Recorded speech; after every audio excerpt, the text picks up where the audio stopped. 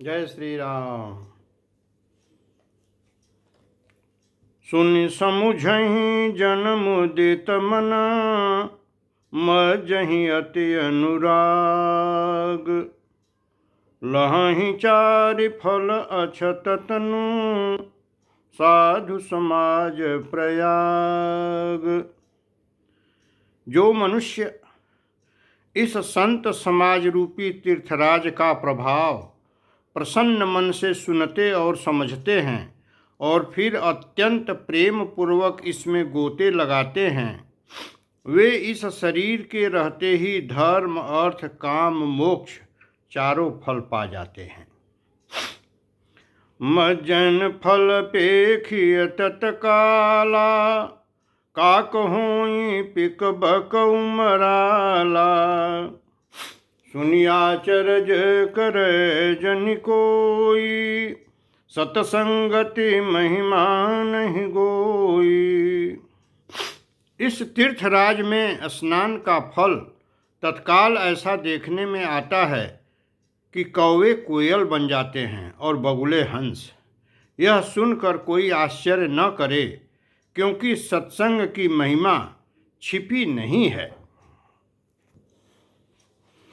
वाल्मीक नारद घट जोनी, निज निज मुखनि कही निज होनी।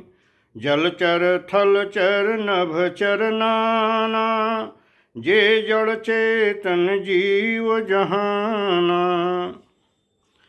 वाल्मीकि जी, नारद जी और अगस्त्य जी ने अपने अपने मुखों से अपनी होनी जीवन का वृत्तांत कही है।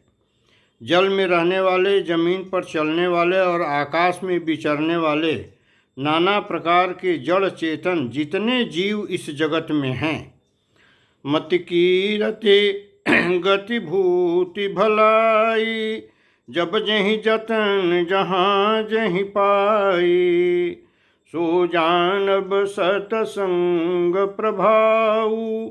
लोकहु वेद नयान उपाऊ।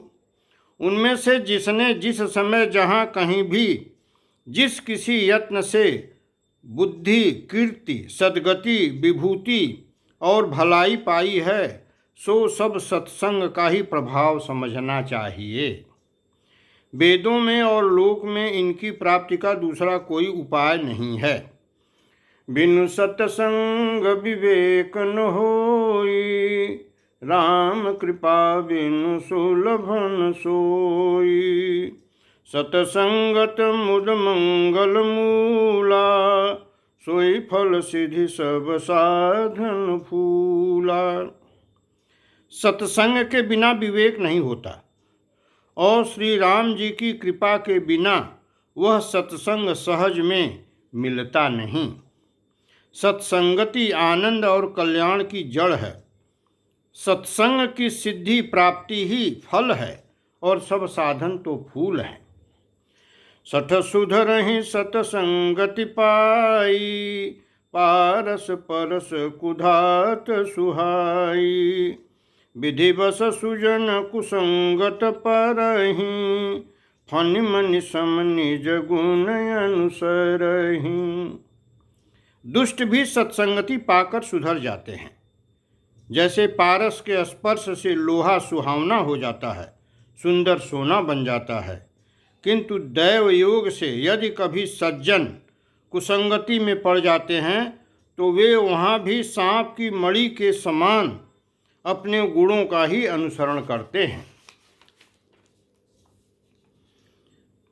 अर्थात जिस प्रकार सांप का संसर्ग पाकर भी मणि उसके विष को ग्रहण नहीं करती तथा अपने सहज गुण प्रकाश को नहीं छोड़ती, उसी प्रकार साधु पुरुष दुष्टों के संग में रहकर भी दूसरों को प्रकाश ही देते हैं। दुष्टों का उन पर कोई प्रभाव नहीं पड़ता। विधि हरिहर कवि को विदबानी, कहत साधु महिमा सकुचानी। सो मोसन कही जात न कैसे, साक बनिक मनि गुण गण जैसे। ब्रह्मा, विष्णु, शिव, कवि और पंडितों की वाणी भी संत महिमा का वर्णन करने में सकुचाती है। वह मुझसे किस प्रकार नहीं कही जाती, जैसे साग तरकारी बेचने वालों से मड़ियों के गुण समूह नहीं कहे जा सकते। बंदों संत समान चित, हितय नहित नहीं कोई, अंजलिगत शुभ सुमन जिमि, सम सुगंध कर दोय। मैं संतों को प्रणाम करता हूँ, जिनके चित्त में समता है, जिनका न कोई मित्र है और न शत्रु। जैसे अंजलि में रखे हुए सुंदर फूल, जिस हाथ ने फूलों को तोड़ा और जिसने उनको रखा, उन दोनों ही हाथों को समान रूप से सुगंधित करते हैं, वैसे ही संत शत्रु और मित्र दोनों का ही समान रूप से कल्याण करते हैं। संत सरल चित जगत हित, जानि सुभाव स्नेहु, बाल विनय सुनि करि कृपा, राम चरण रति देहु। संत सरल हृदय और जगत के हितकारी होते हैं। उनके ऐसे स्वभाव और स्नेह को जानकर मैं विनय करता हूँ।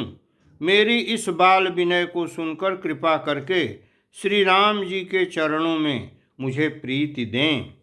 जय श्री राम, जय श्री राम, जय श्री राम।